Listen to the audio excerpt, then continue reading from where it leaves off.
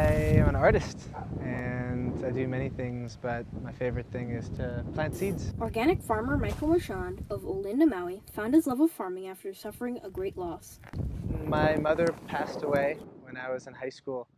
That made me develop a different perspective in how we treat our bodies and how we can live our lives.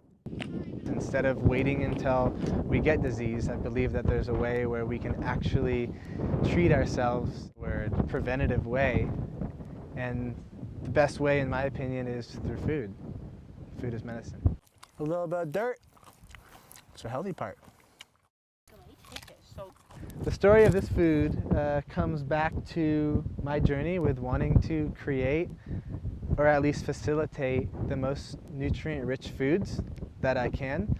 And through the methods that we use with no-till and feeding the soil and all the biology inside of the soil with the microorganisms and the mycelium, we allow the plants to be able to uptake those nutrients that are now bioavailable to them and create the most nutrient-dense foods available instead of throwing down chemical fertilizers and just giving those plants what they need to survive.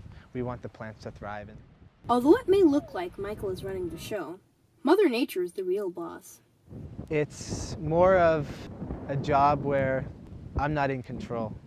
The rain, the sun, all of the elements that we work with, it requires me to not necessarily be in control of my life.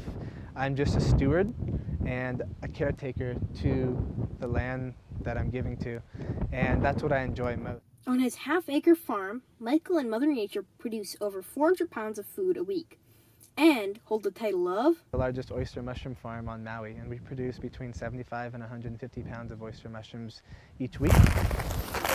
I grow food because I believe it's the most important thing we can do on this planet. This is Holden Suzuki from Maui Weana Intermediate School for Hiki No.